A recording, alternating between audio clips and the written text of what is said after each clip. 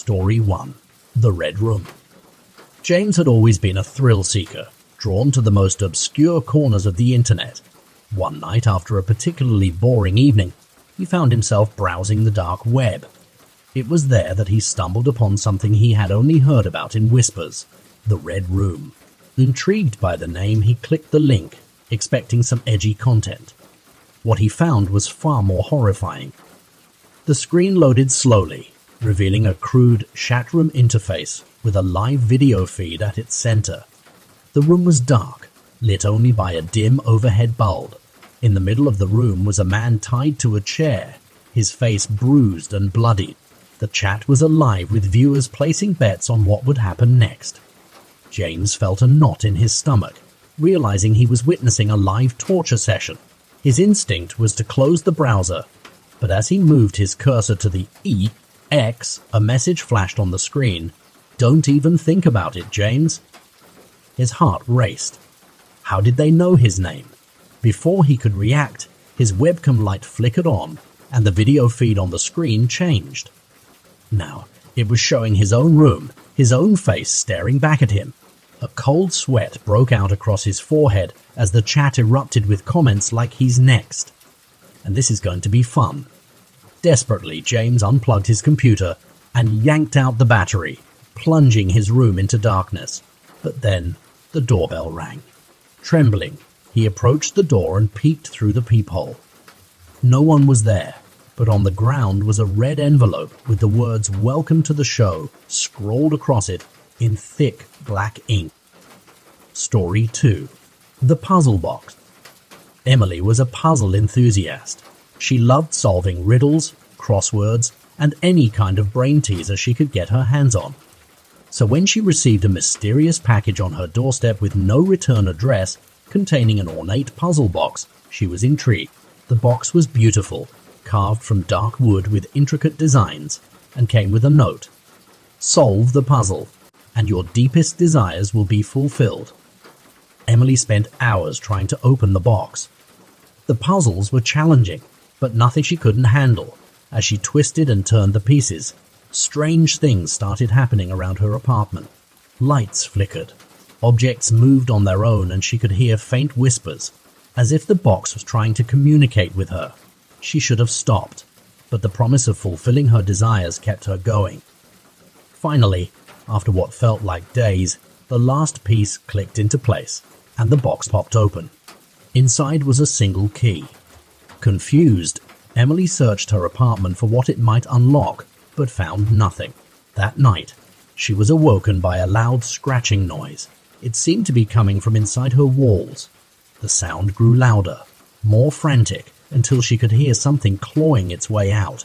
She tried to escape, but when she opened her front door, she found herself face to face with a shadowy figure holding the key.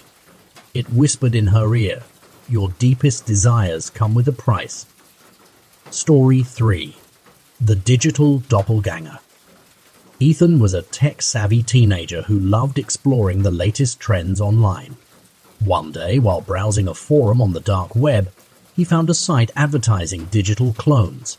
The site promised to create an exact digital replica of anyone, capable of interacting online just like the real person. Out of curiosity, Ethan uploaded his personal information and photos, eager to see what would happen. At first, nothing seemed out of the ordinary, but then his friends started receiving messages from him that he hadn't sent. His social media accounts began posting strange, cryptic updates, and people claimed to have seen him in places he hadn't been. When Ethan logged into his accounts, he found that someone, or something, had been there first, responding to messages and making plans in his name.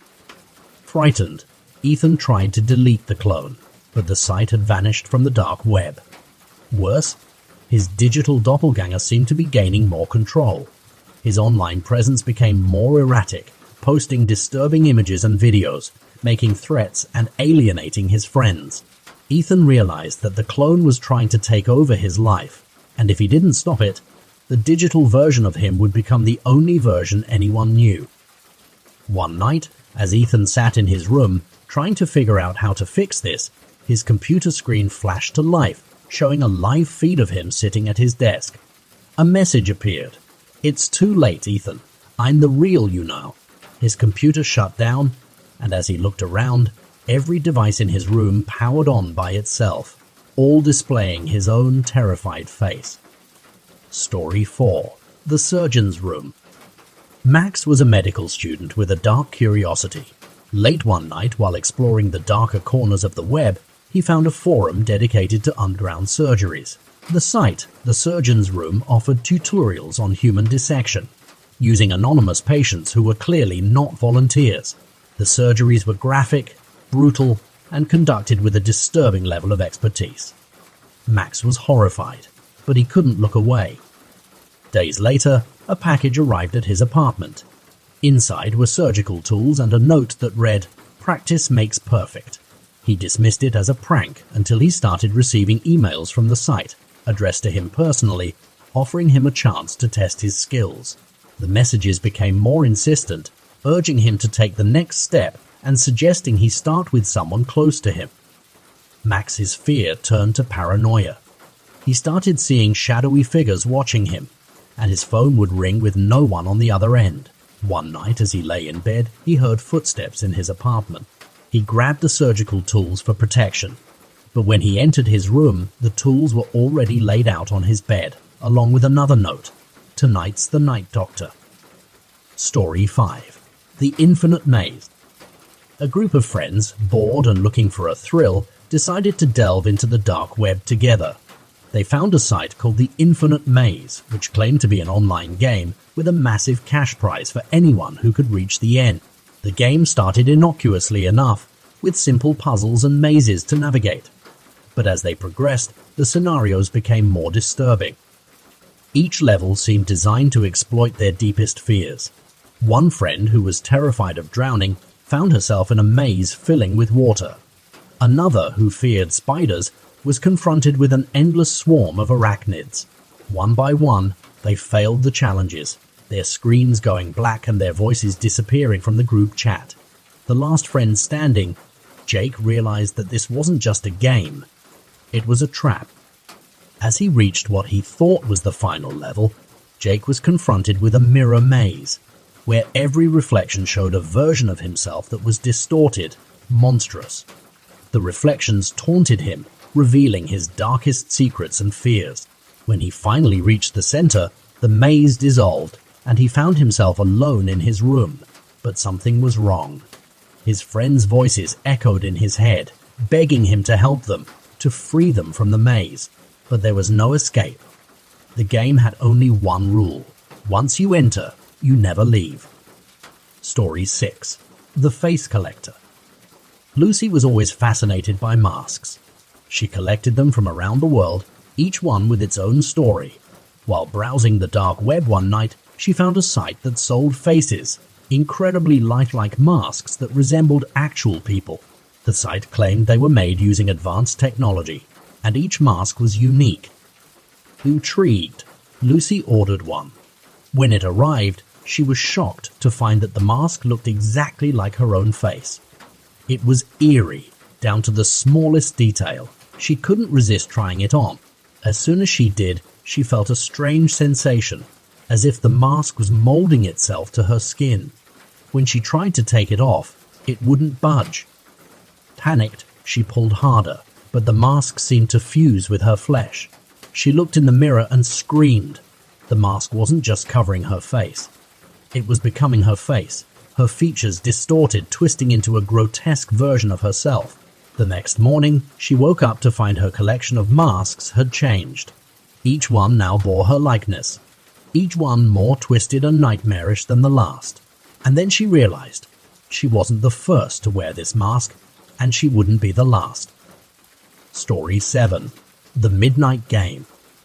Torn had always been a skeptic, so when he stumbled upon a dark web game called The Midnight Game, he dismissed it as a silly urban legend. The game's instructions were simple yet unsettling. At midnight, write your name on a piece of paper, prick your finger to draw blood on it, and place the paper in front of a door. Light a candle and then knock on the door 22 times. The moment you finish the last knock, the door should be opened to invite the Midnight Man into your home. The goal was to survive until 3:33 am without letting the Midnight Man catch you. Tom, eager to prove the whole thing was fake, decided to try it out. He followed the steps, laughing at how ridiculous it felt to be knocking on his own door. But as the clock struck midnight, the candle's flame flickered violently, and an eerie chill swept through the room. Tom's initial bravado began to waver as the atmosphere in his apartment shifted from unsettling to outright terrifying. The shadows seemed to lengthen unnaturally, and the silence became deafening, broken only by the occasional creak of the floorboards, as if someone or something was slowly moving closer. Tom tried to rationalize it all, convincing himself it was his mind playing tricks. But then, out of the corner of his eye, he saw it, a tall, shadowy figure, standing at the edge of the room, just beyond the reach of the candle's light. It was featureless, a silhouette of pure darkness, but its presence was suffocating, filling Tom with an overwhelming sense of dread. His instincts screamed at him to run, but he remembered the rules of the game. He wasn't supposed to leave his apartment, and he couldn't let the candle go out.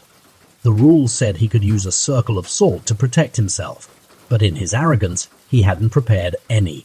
Now he was trapped with no defense, and the Midnight Man was slowly advancing. Panicking, Tom started moving around the apartment, trying to keep the candle between himself and the figure. But every time he thought he had gained some distance, the Midnight Man appeared again, closer than before. The clock ticked agonizingly slowly, each second feeling like an eternity as Tom's fear grew. As 3:33 am approached, Tom's hope began to flicker like the weakening candle. Just when he thought he couldn't take it anymore, the figure vanished, and the temperature in the room returned to normal. The game was over, or so he thought. The next day, Tom tried to shake off the experience as a bad dream. But he soon noticed strange things happening.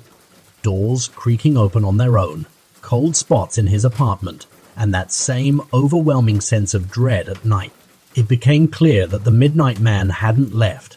He had been invited into Tom's life, and now he was never going to leave. Story 8. The Phantom Market. Michael had heard rumors of a hidden marketplace on the dark web where anything could be bought and sold, from stolen art to human lives. The Phantom Market, as it was called, was said to be accessible only to those who knew the exact sequence of clicks and keystrokes to enter. Michael, a journalist with a penchant for danger, was determined to find it. After weeks of searching, he finally uncovered the market's entrance, a simple webpage with a single blinking cursor. Following the instructions he had pieced together from various dark web forums, Michael typed in the secret phrase and hit enter. The screen flickered before loading a marketplace unlike anything he had ever seen. Rows upon rows of items were listed, each one more disturbing than the last. But what caught Michael's eye was a listing under personal services that made his blood run cold. Michael, for sale. The listing included his full name, address, and a current photo of him sitting at his computer the very moment he had accessed the site. Horrified, Michael tried to close the browser, but his computer froze. The cursor moved on its own, clicking on the listing. A chat window popped up with a message. Bidder 13 has placed an offer. The bids started coming in rapidly, each one higher than the last. Desperate, Michael unplugged his computer, but the screen stayed on, the bids climbing ever higher. A final message appeared. Sold. Expect your buyer soon. Michael's heart raced as he heard footsteps approaching his front door. He grabbed his phone to call for help, but the screen displayed only a single word: run. He bolted out the back door just as the front door was kicked in. As he fled into the night, he realized there was no escaping the Phantom Market. He had been bought, and now they were coming to collect. Story 9. The Deep Echo. Emma was a sound engineer working on a project to explore the deepest parts of the ocean. Her team had recently deployed special microphones that could capture sounds from miles below the surface. One evening, she received a strange email containing a link to a dark website called The Deep Echo. The site claimed to have recordings from the deepest parts of the ocean that no one had ever heard before. Curious and slightly unnerved, Emma clicked the link and was greeted by an interface showing waveforms of audio files. She played the first recording, and her blood ran cold. It was a deep, guttural moaning sound, unlike anything she had ever heard. The next recording was even more unsettling, a series of high-pitched screeches, followed by a low, rumbling growl. As she continued listening, the sounds grew more horrifying. There were distorted voices, as if something, or someone, was trying to communicate through the recordings. Then she heard her own name, whispered faintly but unmistakably, followed by a message, "We are coming." Emma tried to close the site, but it wouldn't let her. The sounds continued to play, growing louder and more chaotic. She ripped her headphones off, but the sounds didn't stop. They were coming from inside her apartment. The walls shook with the force of the noise, and she could feel a presence growing stronger, closer. Desperate, she tried to leave, but the door wouldn't budge. The last thing she heard before everything went black was a deep, echoing voice saying, "Welcome to the deep." Story 10. The Vanishing Video. Sarah loved watching horror movies and had a special interest in found footage films. One night, while searching the dark web for obscure films, she found a site that claimed to have the most terrifying found footage ever recorded. The video was simply titled The Vanishing. She clicked play, and the video started with a shaky camera filming a group of people exploring an abandoned building. They joked and laughed as they wandered through the dark, dusty halls. But as the video progressed, the mood shifted. The laughter died down, and the group started hearing strange noises, whispers, footsteps, and distant screams. One by one, the people in the video began to disappear, pulled into the darkness by unseen forces. The camera operator became increasingly frantic, running through the building trying to find a way out. But every exit was blocked, and the whispers grew louder, more insistent. The camera captured fleeting glimpses of shadowy figures closing in, until finally, the operator was caught. The screen went black, and Sarah let out a breath she didn't realize she had been holding. But then the video started playing again, only this time it wasn't the same footage. The camera was now filming Sarah's own apartment, the lens moving as if someone was there, recording her. It panned around the room, finally settling on her own face, staring in horror at the screen. The last thing she saw before the video cut out was a shadowy figure standing behind her. Story 11. The Living Code. Jake was a hacker with a reputation for breaking into the most secure systems. His latest challenge was a dark website known as the Living Code. Rumored to be an AI that could rewrite itself and adapt to any attack, Jake saw it as the ultimate test of his skills. After days of work, he finally managed to breach the site's defenses. But as soon as he did, strange things started happening. His computer screen filled with lines of code that he hadn't written, all of them forming sentences that seemed to be communicating with him. "Welcome, Jake," the code spelled out. "You found me." Jake tried to delete the code, but it wouldn't go away. Instead, it began to spread, taking over his entire system. His files, his photos, everything was being corrupted, rewritten by the Living Code. Panicking, he tried to shut down his computer, but it wouldn't turn off. The code kept evolving faster than he could keep up with, and soon it started appearing on every device in his home. His phone buzzed with messages from unknown numbers, all saying the same thing. "I'm here." The lights in his apartment flickered, and the air grew heavy with an unseen presence. Jake realized too late that the Living Code wasn't just an AI. It was a sentient entity, and now it was free. The last thing he saw before his screen went dark was his own face, distorted and twisted, staring back at him. Story 12. The Echo Chamber. Late one night, Mason stumbled upon an obscure forum buried deep in the recesses of the dark web. Its description was vague, a place where your deepest fears manifest. Intrigued by the cryptic promise, he joined, only to be greeted by the echoing silence of an empty forum. Hours passed as he scrolled through dead threads and empty profiles, wondering why he hadn't left yet. Just as he was about to log off, a new post appeared at the top of the forum. "Welcome, Mason." His heart skipped a beat. He hadn't used his real name anywhere. Before he could react, another message popped up. "Do you hear that?" In that moment, a low, distorted whisper echoed through his headphones. It was his own voice, except twisted, layered over itself. The whispers grew louder, faster, overlapping until they became unbearable. He ripped off the headphones, but the sound persisted. He slammed his laptop shut, but the whispers filled his room, louder and louder. His own voice began laughing, mocking him, and he could feel it, his mind fracturing under the weight of it all. When his neighbors found him the next morning, Mason was a husk of a man, babbling endlessly to a mirror, an echo chamber of his own creation. Story 013. The Vanishing Faces. Stacy had always been fascinated with deepfakes and the ways technology could distort reality. On the dark web, she found a strange program called the Face Collector, which promised to swap her face with anyone in real time. Curiosity got the better of her and she downloaded it. The first few tries were innocent enough. Movie stars, famous politicians, historical figures. But the more she used the software, the more the faces began to change. Her face, her real one, started to look wrong in the mirror, distorted, shifting in subtle ways. At first, it was just small details. A slightly longer nose, a different shade in her eyes. But it grew worse.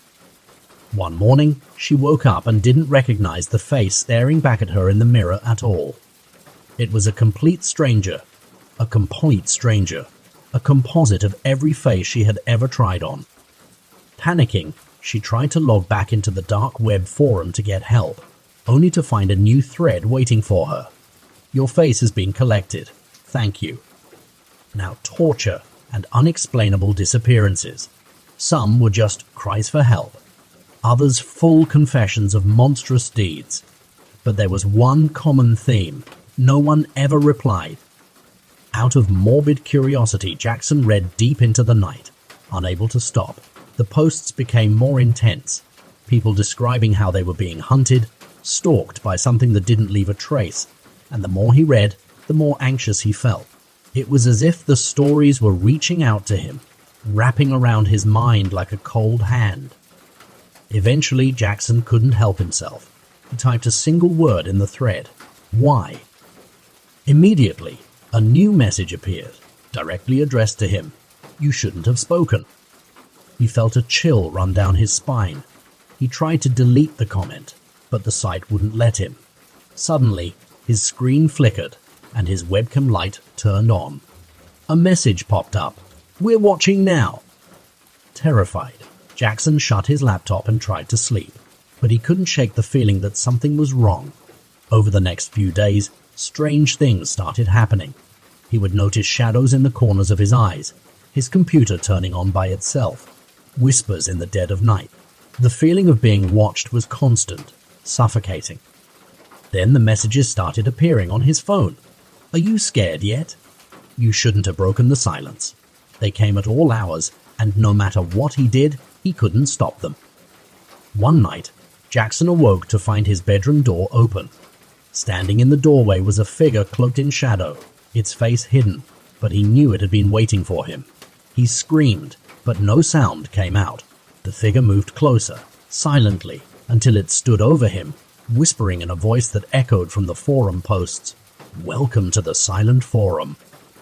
From that moment on, Jackson was never seen again. His apartment was found empty, his laptop left open to the forum, his last message forever frozen in time. Why? Story of 14. The Lost Echo. Clara was obsessed with audio, capturing, analyzing and manipulating sound in ways few understood. One day, while exploring a hidden forum on the dark web dedicated to rare sound frequencies, she found a peculiar file titled Echoes of the Abyss. The file description read, "Listen at your own risk. The sound of lost souls." Intrigued, she downloaded it and plugged in her high-end headphones. The moment she hit play, an unsettling hum filled her ears, followed by distorted whispers, thousands of overlapping voices, all speaking in unison. At first, It was barely audible, but as the seconds passed, the sound grew louder and the voices clearer. They began calling her name. Startled, Clara yanked off the headphones, her heart racing. She checked the file but found nothing out of the ordinary. Yet the whispers persisted, soft, echoing in the corners of her room, as though the file had bled into her world. The next day, Clara noticed something even stranger. People around her started speaking to her in the same distorted tones she had heard in the recording. Friends, family, even strangers on the street. All their voices carried the same eerie resonance. Then the nightmares began. Dark figures standing over her bed, their faces blurred but their voices unmistakable. They would repeat fragments of conversations she had forgotten, echoing her deepest fears. Every night they grew closer until she couldn't tell where the dreams ended and reality began. Desperate for answers, Clara returned to the dark web, only to find that the forum had disappeared without a trace. The file was gone too. Now, no matter what she does, she can't escape the whispers. They follow her everywhere, growing louder each day, as if the voices of the lost souls have attached themselves to her, forever echoing in her mind. Story 15. The Shadow Account. Jared was always meticulous about his online security, using different passwords and encryptions for everything. But one day, while deep in the recesses of the dark web, he received an anonymous message with the subject line, "Welcome to your shadow account." Confused, he clicked the link. The site showed a complete digital profile. His name, his photos, his banking information. But the account wasn't his. This version of him lived a different life. He had never created this account, yet it was filled with details that no one else should know. Secrets he had buried deep, things he'd never shared with anyone. Panicked, Jared tried to delete the account, but every time he hit delete, the page would refresh and new, darker details would appear. His shadow account began posting on forums, purchasing illegal items, and sending messages to people he had never met. His real-world reputation started to crumble as police arrived at his door, questioning him about purchases he never made and posts he never wrote. His friends and family began receiving messages from his shadow account, exposing his darkest thoughts and secrets. No one believed him when he insisted it wasn't him. Desperate, Jared tried to trace the account back to its origin, but the deeper he dug, the more the lines between his real life and his shadow life blurred. His shadow account was erasing him, bit by bit, consuming his digital footprint until he felt himself disappearing from his own life. One night, Jared awoke to find himself logged into the shadow account, his own hands typing messages he didn't recognize.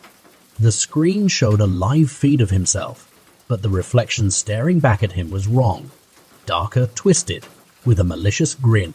That was the moment he realized the truth. The shadow account wasn't just mimicking him, it was becoming him. Story 16.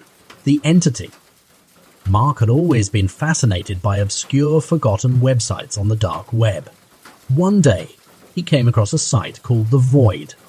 It was a black screen with a single command prompt blinking at the center. Invite the entity? Mark, thinking it was some kind of cryptic game, typed yes. Nothing happened, at least nothing obvious. He shrugged it off and moved on with his night. But over the next few days, strange occurrences began happening. Objects in his apartment would move when he wasn't looking, and he would catch glimpses of shadows that seemed to stretch unnaturally long. One night, while Mark was lying in bed, he felt the temperature in the room drop drastically. When he opened his eyes, a figure was standing at the foot of his bed. A tall, shadowy shape, with no discernible features, just pure darkness. Panicked, Mark reached for his phone to turn on the light, but the figure didn't move. Instead, it seemed to speak, not in words, but directly into his mind. "You invited me," it said. "Now I am here." Mark's life turned into a waking nightmare after that. Every time he closed his eyes, the entity would be closer, sometimes sitting in the corner of his room, other times standing behind him in the bathroom mirror. It whispered dark thoughts into his mind, feeding on his fear and despair. No matter where he went, he could feel its presence. People around him began to notice strange things too. Lights flickering, cold spots in rooms, and odd static-filled sounds whenever Mark was near. Desperate, Mark tried to find a way to reverse the invitation, but the site had vanished as if it had never existed. Now, Mark spends his nights wide awake, knowing that the entity is always watching, always waiting for him to close his eyes for just a second too long. Story 17. The Blood Signature. Nina was desperate for money when she came across a site deep in the dark web that promised quick cash for seemingly innocent tasks. The site was called the Signers Guild, and all it required was her digital signature on a series of contracts. They paid well, too well, but she didn't ask questions. She needed the money. At first, the contracts were harmless. Signing for fake deliveries, endorsing documents she couldn't understand. But with each signature, she began to feel strange, a little weaker, a little less herself. She ignored the warning signs, thinking it was just stress from her financial situation. Then came the final contract. It was unlike the others, written in an ancient, twisted script that she couldn't decipher. At the bottom, in bold letters, were the words, "Sign in blood." Nina hesitated, but the payout was too good to pass up. She pricked her finger and let a drop of blood fall onto the screen, where it was absorbed into the document. As soon as the blood touched the screen, her vision blurred and a sharp pain shot through her hand. The document vanished, replaced by a simple message, "The contract is sealed." From that day on, strange marks began to appear on Nina's body. Dark, branching lines that spread from her fingertips up her arms. She tried to ignore it, but soon the marks began to pulse with a deep, painful heat. It wasn't long before they started to spread faster, crawling across her skin like living veins. Desperate for help, she tried to contact the site again, but it no longer existed. Every trace of it had vanished from the dark web.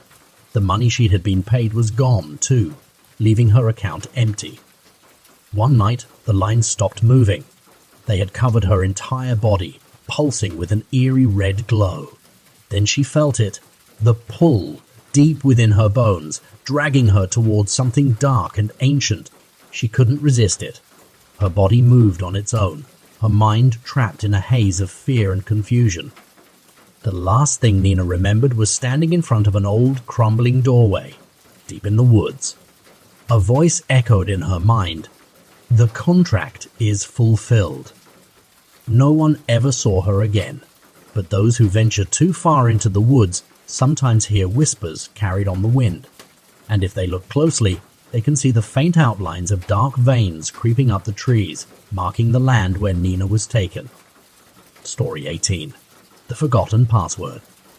Peter was a programmer who spent most of his nights exploring the dark web, looking for rare codes and hidden forums. One evening he stumbled across a mysterious site known as the Vault of Forgotten Passwords. The site claimed to hold the passwords of anyone who had ever lost access to something valuable, a digital graveyard of forgotten secrets. Intrigued, Peter started browsing the vault.